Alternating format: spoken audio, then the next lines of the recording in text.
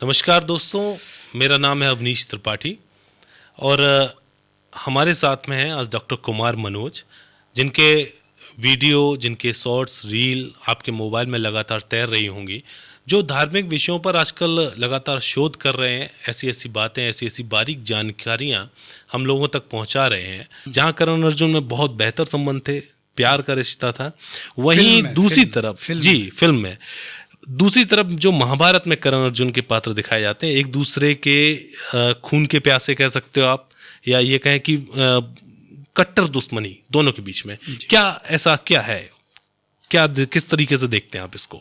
ऐसे ही कर्ण की आप शुरुआत में जाएंगे।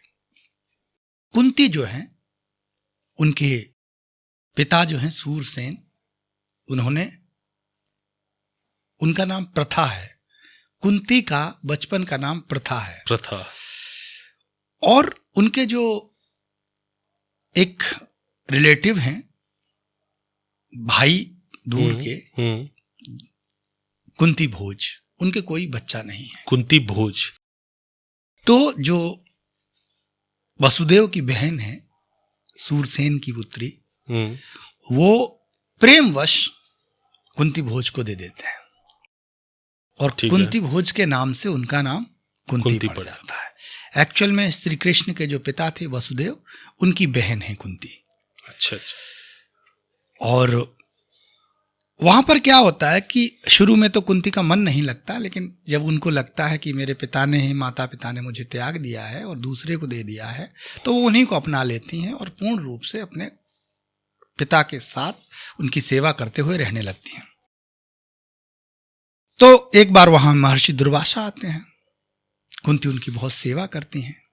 दुर्वासा अपने क्रोध के लिए जाने जाते हैं। तो वो इतने प्रसन्न हो जाते हैं, तो वो कहते हैं कुछ वर मांगो। तो वो कहती है कि मैं क्या वर मांगू मुझे।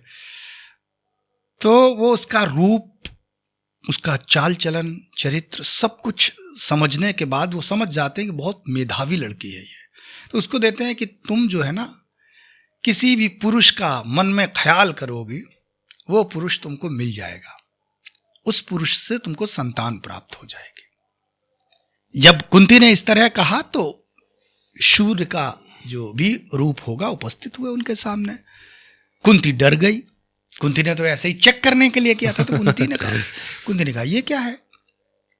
तो उसने कहा कि महर्षि दुर्वासा के वरदान के कारण आपने मुझे याद किया है। अरे कुंती ने कहा आप वापस जाओ। उसने कहा वापस तो नहीं जा सकते, ऋषि का वरदान है, जो वरदान है वो खंडित नहीं हो सकता। तो अब आप एक पुत्र की, मेरी तरफ से आपको एक पुत्र भेंट होगा।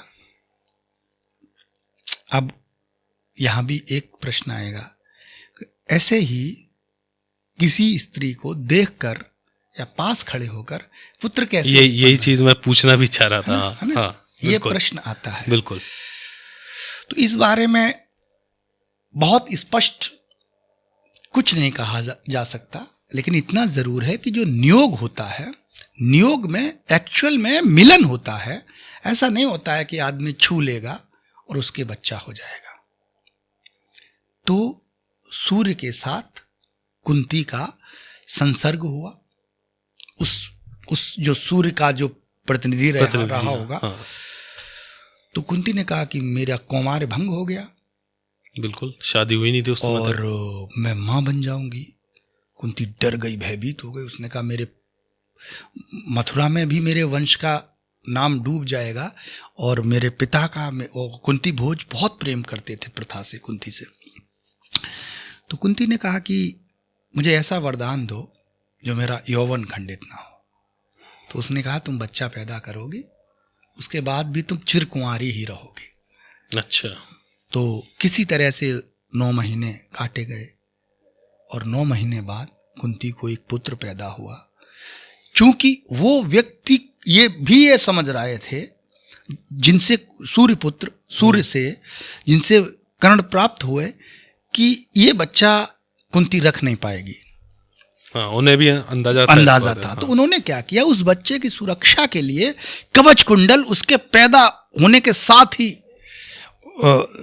उसको मतलब दिए गए कि ये कवच और कुंडल जो बाद में हाँ, कहानी कि में आता इससे है। ये है कि इससे इसके शरीर की रक्षा होगी। तो उन कवच कुंडलों के साथ बच्चा पैदा हुआ। बच्चा बहुत सुंदर था। कुंती जो है उसको देखकर मतलब बड़ा लाड़, प्रथम पुत्र है बिल्कुल। लेकिन रख नहीं सकती है। तो जो कुंती की सेविका है उससे बातचीत करके कुंती ने उसको एक टोकरी में फूल बिछा के और सब तरह से रख के भेज दिया, और अब उसके पीछे उसी दासी को भेज दिया कि देखो ये कहाँ जा रहा है, नदी में प्रवाहित। नदी में। तो जब वो बहता हुआ बालक जा रहा था, उधर जो धृतराष्ट्र के रथ चालक थे, अधिरथ, उनकी पत्नी राधा गई थी। उनको उस नदी में वो तैरता हुआ टोकरा मिला। उनके कोई बच्चा नहीं था, तो उनको मुंह मांगी मुराद मिल गई, और कुंती को ये खबर पहुंच गई। कुंती जानती थी शुरुआत से। कुंती शुरुआत से कुंती को पता था कि मेरा पुत्र कहाँ है।